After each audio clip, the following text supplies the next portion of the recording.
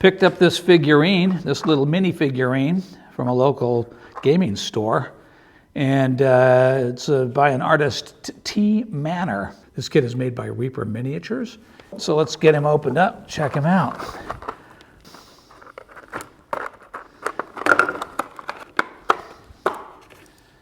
Take a look at him. You can see that the part is injection molded. It's got all the hallmarks of injection molding, which also explains the reasonably inexpensive price point. Once they tool up, they can make 1 billion of these for not much money. But of course, we're not going to injection mold it. We're going to hand cast them. It's really useful to start with a sculpt like this and then modify it to turn it into a character that you want to turn it into.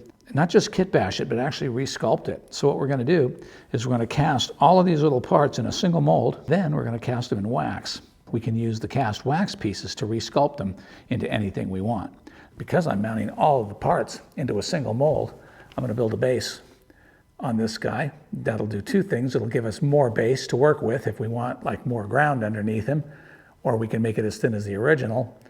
And also it'll give us more attachment points for the other parts. I cut a small block of sculptor's wax to serve as a base for our kid here, and we'll just position him on here and scribe a line all the way around like that, and that should work pretty good. And now we can just head over to the bandsaw and get it cut out. You don't actually need a bandsaw for this. You could do it with a mat knife, an X-Acto blade.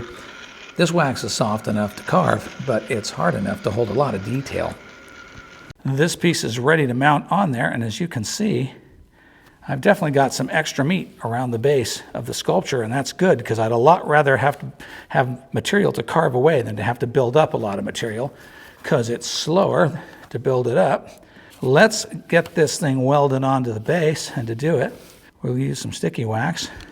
You don't need a lot because we're going to weld this on anyway. So let's get that thing attached, stuck on there good. And you see I've got some gaps to fill, but lucky for us, we're sculpting, so that's just not going to be anything like a problem. Just go ahead and take wax, run it down there, and fill up that gap. This is why I didn't kill myself making precise carving over at the bandsaw, because I knew that just about everything I did at the bandsaw was going to get resurfaced, resculpted. It's just to kind of give me an idea of where I was headed with this thing, and to make sure that I had extra wax around the base, because I want the base to taper. It's bigger on the bottom than it is where it joins the figure, and that gives me a nice taper for the mold making. Helps it to come out, but I got a lot of extra over here, so I can go ahead and use it to fill in underneath there. So just go all the way around and fill in the gap. It's pretty easy. All right, I got him on pretty well welded on there, and now I'm just going to go around and sculpt it up, make it look pretty. I got the base looking spiffy, and now, while I was at it, I also did some little modifications to these parts so that I would be assured that they would fill properly. And I also put a little tiny vent channel shaped to the size of this on the other club. So we are at the point where we're ready to contemplate a case. So let's start by drawing a line. Love 1, 2, 3 blocks, only the greatest invention in the history of mankind. Okay, so let's figure out how big a thing we need. So if that's 3 inches, I would say that's generous. I think that's going to work out just fine.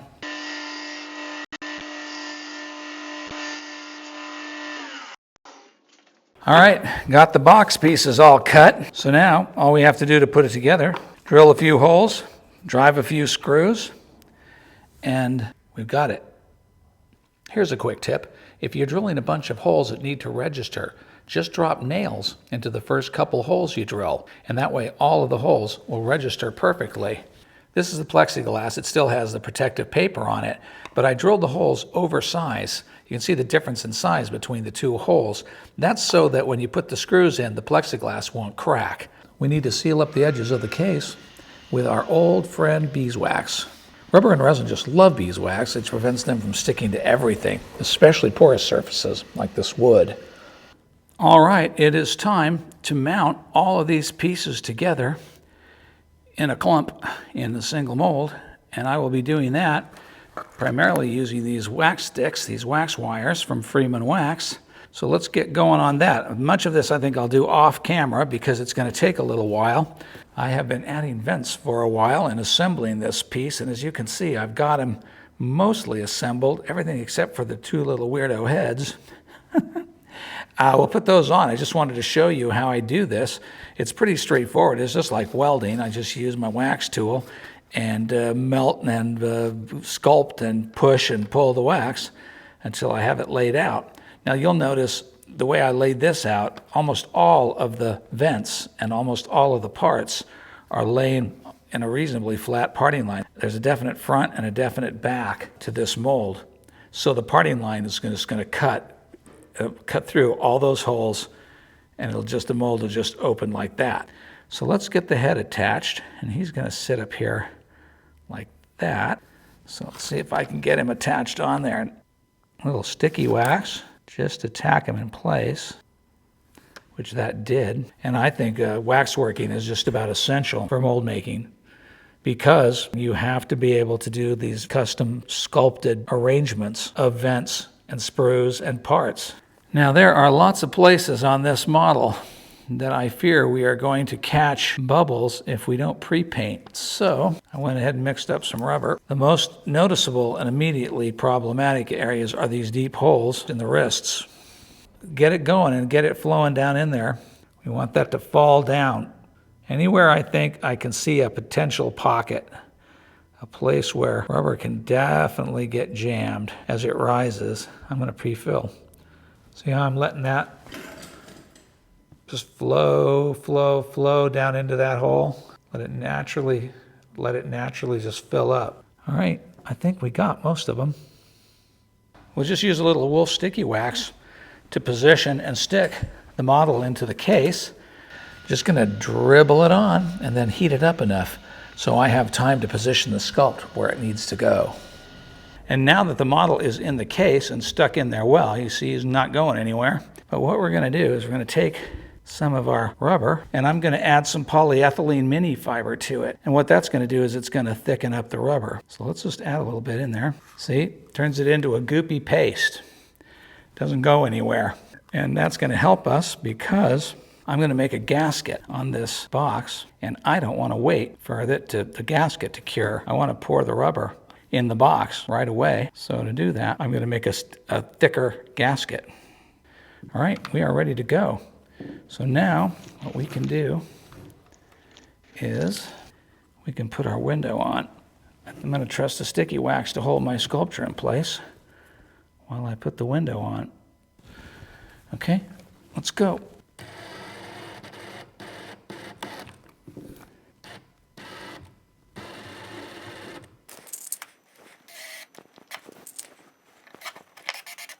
And you can just see that thing forming a gasket. Very nice. All right, he is ready to pour. I had some leftover rubber in the cup, so let's just start the pour with this. I want to pour this rubber, but I'm having a hard time seeing down in there. I wonder what happens if I stand on a chair. Oh yeah, I can see what I'm doing. I'm just letting the rubber flow around, flow around. That's how you do this thing. The rubber needs to be able to move the air out of the way. That's the whole trick. Rise up and move the air out of the way off the model. Push the air off the model and coat the model. And the only way to do that is to have the heavier rubber push the lighter air up and away from the model. If you pour the rubber in such a way as to drape the rubber over the model, then you're going to trap bubbles underneath that blanket, underneath that drape of rubber, and then you will be sad. So this is how you do it. Looks like it's filling just perfectly.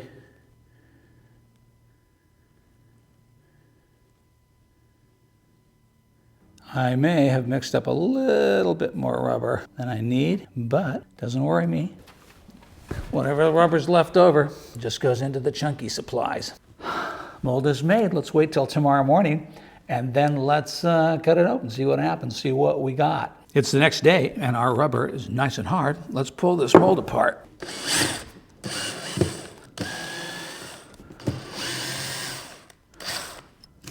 Should come apart no problems. Let's see which one we want to take off next. Yes. Pull the back off. Pull this off. Okay. All right. A nice gasket. Gasket worked perfectly. Also, look how perfectly the beeswax worked. To keep that rubber, look at it, it caught all that grain in there. Look at that. But it did not stick, or very, very little of it got locked into that grain. Let's see if this will pop off. Yep, wolf wax let go perfectly. All right. So now, all there is to this is a light trim. Purely aesthetics. I don't like things flapping around on me. I like to have my molds be nice and neat and clean. We are ready to go. Let's cut this mold open. This is the whole thing. Are we going to get a good mold?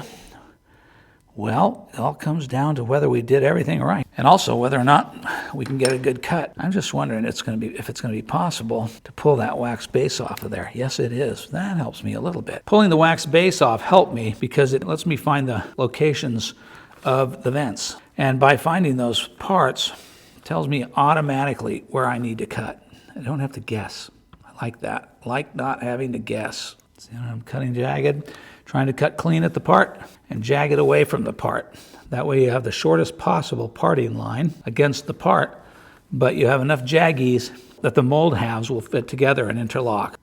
I go slow. I take my time. No hurry at all. I'm feeling my way. This is a complex piece to cut, and you don't want to hurry. You just want to feel your way down the form. You know where you are at all times because you can see the form you're cutting, but you want to feel your way down the form. It's nice, light little jaggies. And you always want to stretch the rubber because that's what makes it easy to cut. It does not help to have paper, so I'll tell you what I'm going to do. I'm going to take my paper off.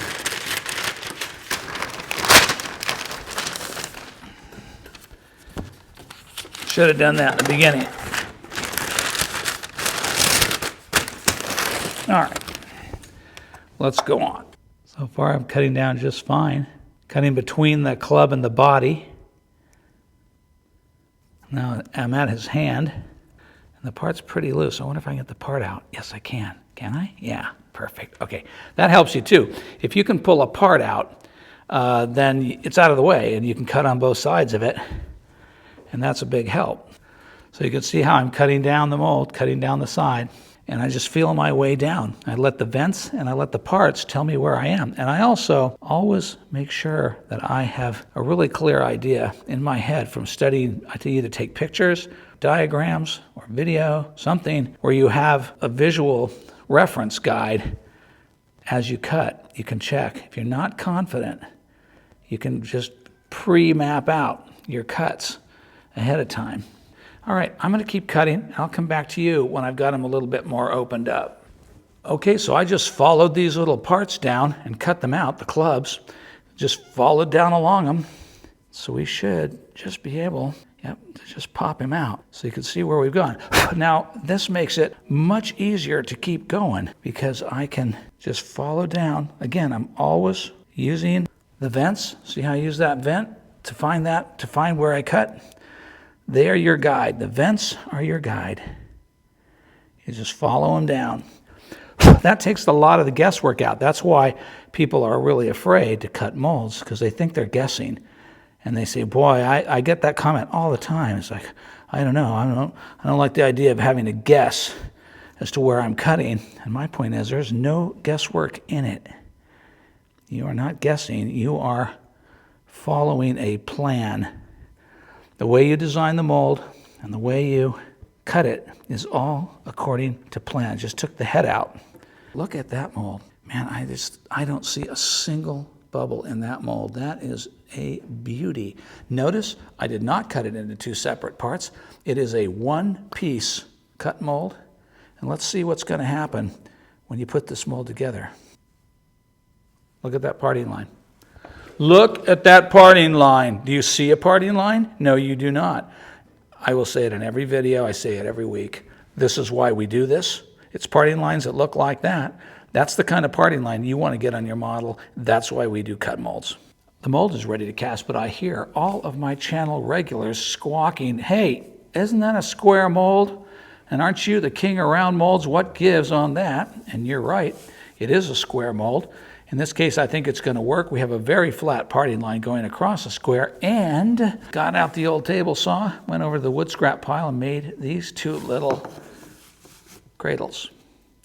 And the whole point there is to mimic a round mold. You've seen me do this before. This is one of my favorite techniques. Now, if you don't have a table saw and you don't have a wood scrap pile, you can use cardboard, you can use foam core, you can use any manner of things to duplicate this same concept.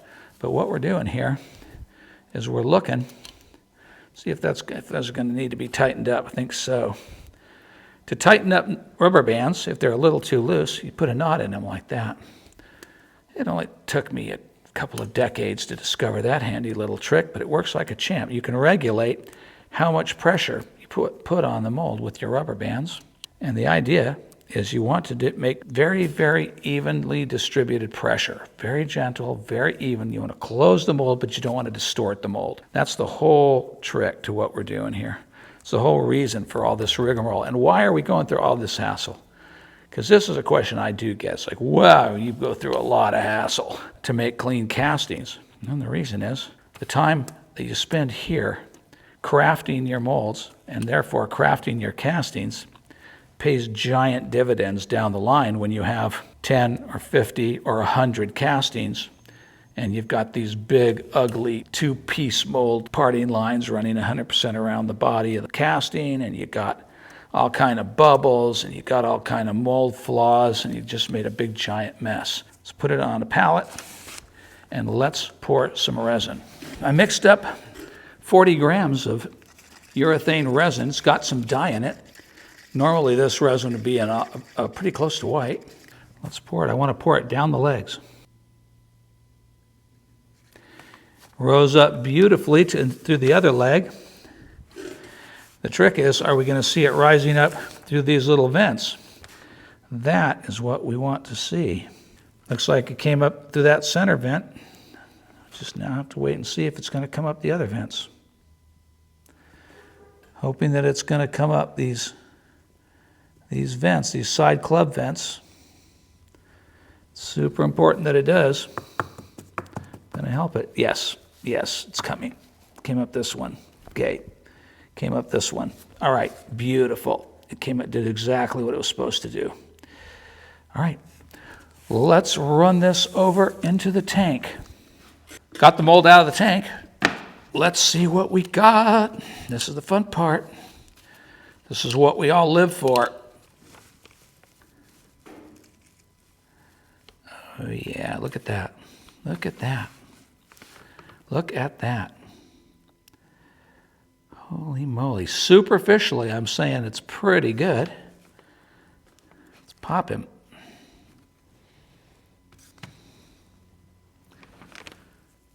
Oh, man.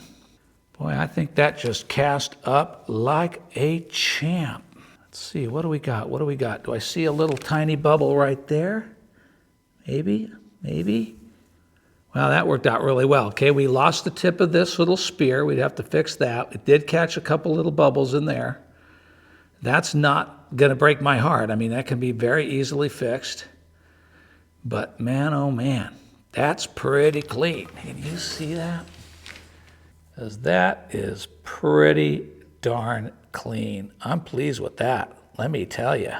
Nice. Now see, you could make one of those about every half an hour, all day long. But what we want to do, of course, is cast him in wax so we can re-sculpt him the way we want him. I pulled the mold out of the oven and it is warm. So let's get it put together. And it's warm because this time I'm going to be casting wax. And there's no way to cast hot wax into a cold mold, because what will happen is the hot wax will hit the cold mold and immediately harden at the surface and block all of your vents and make a general mess. It's not going to work. Ideally, you heat the mold on the interior to the same temperature as your wax melts. Pulled the wax out of the oven. It is hot. and it is very liquidy. It should be about the same viscosity. See, it runs like water, boy. It's thin at this temperature, so it should fill this mold. Let's see how we go. I'm pouring in a thin stream. It's definitely rising up because the level's going down. That means it's rising up into those clubs, which is exactly what we want it to do. I'm pumping the mold. See how I'm pumping the mold a little bit? I want that material to come rising up, and it is doing it. It is doing it. It's very important. There it goes all the way up. The other thing I'm doing is I'm being very careful not to clog these vents here and here. I want to see the material, and I'm seeing it right now. Right now I'm starting to see the wax rising in that vent. That means that the club on that side is full. The wax rose up through there. It did exactly what's supposed to be. Good, good, good. So far, so good. So far, I'm pleased with what I'm seeing. Let's just go ahead and fill this base up. And let's see. Now we want to look for the wax on this side. And I think I'm seeing it coming. It's coming. Yes, there it is. Okay. Don't know if you can see it, but it just rose up to the top. That means it filled from the bottom just exactly as we want it to. Nice. Now, one thing I don't know, let's see if you can see it from this camera angle, but see how you can see that the parting line is more visible on this mold? That's because the mold's heated, and it's almost impossible to get perfect, even heating. I mean, you could do it with a laboratory oven and take your time and heat the mold perfectly, but if there's any uneven heat inside of the mold, it's going to cause certain parts of the mold to be slightly bigger than they should be. Other parts are a little bit smaller. It's not going to fit together just as well. When you're recasting wax, it doesn't matter because, of course, the whole point to this is we're going to sculpt it. But you can see how the wax is running into the parting line there and on this side. See how that is? That's because the mold is just not fitting together as well as when it's perfectly evenly to temperature. So it's okay. It's not going to hurt us because we're going to do some resculpting on this piece, and it's all going to be beautiful. Let's hustle this thing into the tank, and it's going to have to cool completely in the tank, which means it's going to be in there for a while. See what we got? The mold is cool, so it should be cool on the inside. We'll see. I've had it cooling for several hours. See how we did. You can open up.